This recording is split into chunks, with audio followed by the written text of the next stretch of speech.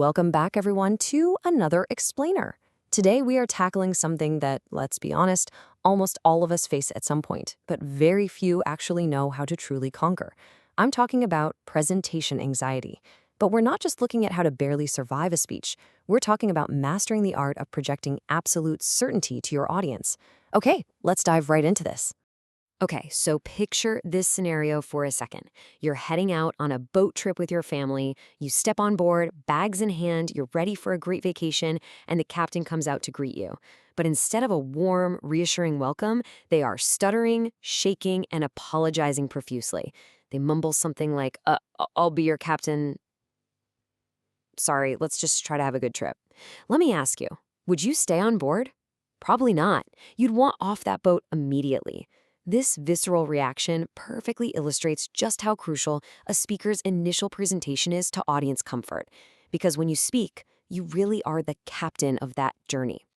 Now, think about the difference between that nervous captain and a truly confident one. The nervous captain, they're operating with low volume, fast, jittery pacing, and closed-off body language. But the confident captain uses clear volume, deliberate pauses, and an open posture. The difference isn't necessarily about how they were feeling deep down. It's about what we, as the passengers, see and hear. It's the outward display that dictates whether or not we trust them. Here is the absolutely crucial point to remember. Your audience cannot read your mind. They have literally zero idea if your heart is pounding out of your chest or if you are internally terrified. They only read your physical choices. That means you can quite literally project confidence by making specific physical shapes and vocal choices. You are entirely in control of the signals you send, regardless of what your internal anxiety is doing. So how do we actually pull this off? Well, we use what we call the Physical Illusion Toolkit. These are 3 highly actionable physical techniques you can use to immediately look the part of the confident captain. Number 1, turn up the energy. Number 2, pause like a boss.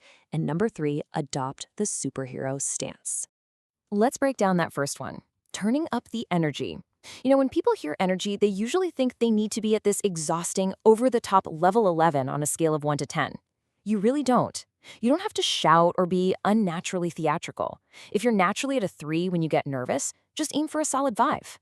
Speaking up even just a little bit, hitting that 5 out of 10, reads to your audience as perfectly prepared, positive, and most importantly, confident. All right, our second tool is the strategic pause. Nervous speakers tend to talk incredibly fast, and when they finally do take a breath, they fill it with verbal fillers like ums and likes. But simply trying to force yourself to speak slowly usually just sounds strange and unnatural. Instead, you need to pause like a boss. Pause and transition. Pause for emphasis. Pause to eliminate those verbal fillers. Notice how doing that gives the information actual weight? It just proves that pausing with intention is vastly superior to dragging out your words. Next up in the toolkit, making the superhero shape. Seriously, imagine you're a superhero right now. Sit up tall, let that bring a natural smile to your face, and open up your posture. If you happen to be standing, tuck in that imaginary cape. This is a super quick way to project confident body language. Think of it kind of like being a welcoming dinner host. If you opened your front door with crossed arms and a scowl, your guests would immediately think it's a bad time to be there. You have to physically make the shape of a good, welcoming host to make your audience feel at home. But just knowing these physical tips isn't enough. We actually have to execute them. Think about this for a second. If you had a huge piano concert on Friday and you got the sheet music on Monday, would you only read your sheet music silently every single day and then play it out loud for the very first time at the concert? No way. Yet speakers do this all the time. They just read their presentation notes silently and cross their fingers when they step on stage. To really pull this off, we have to completely redefine what rehearsal looks like. Tip 4 is to practice with purpose. And by practice, I don't mean just staring at a screen. I mean standing up, speaking out loud, imagining your audience, and building actual muscle memory. Reading silently simply does not build the physical habits you need to project that energy level of 5, or to master those strategic pauses. So how do we actually do that? First off, treat it like a real appointment and schedule those reps right into your calendar. Second, layer in one new physical technique each day. So maybe Tuesday your focus is posture, and Wednesday your focus is solely on pausing.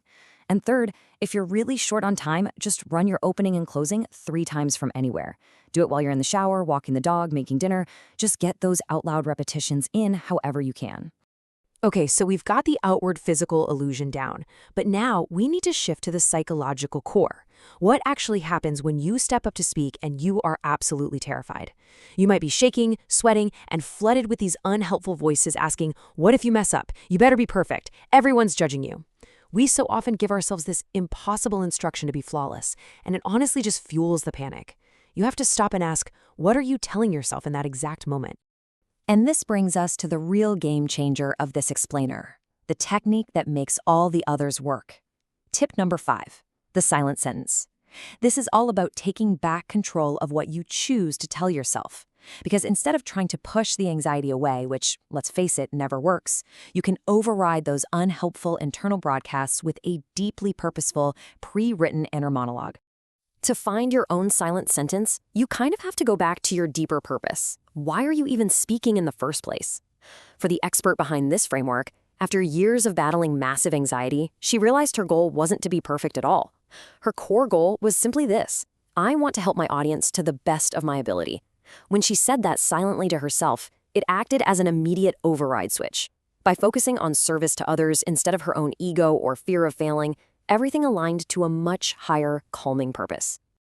This mindset fundamentally changes what it means to be a captivating speaker. Think about the traditional idea of stage presence. Really, it's just the act of simply being present and genuinely welcoming your audience into your world. That completely removes all the magic and mystique, doesn't it? Stage presence isn't some innate superpower you're born with. It's merely about treating the audience as collaborative friends rather than judgmental foes. And that concept evolves into a totally brilliant tool. Try this new, evolved, silent sentence on for size. I invite you to be here with me while I am here with you so that I can make this easier for you. Just think about how incredibly powerful that framing is. It centers entirely on audience partnership and comfort. It's an invitation to yourself to be present, and an invitation to your audience to be your partner. So how do we actually put this into practice? Well, here's a quick checklist.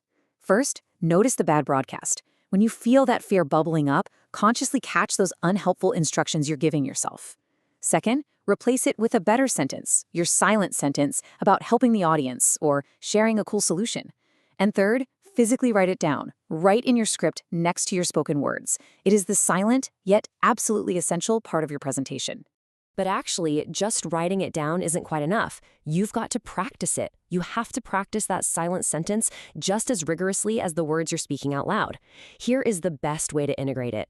Think the silent bit, then speak the out loud bit. Silent bit, out loud bit. If you're practicing your intro in the shower, run it exactly like that, over and over. You do this until the internal thought and the outward speech are inextricably linked, making it entirely reliable when that high-stakes moment finally arrives. Let's bring this whole thing full circle back to our boat captain.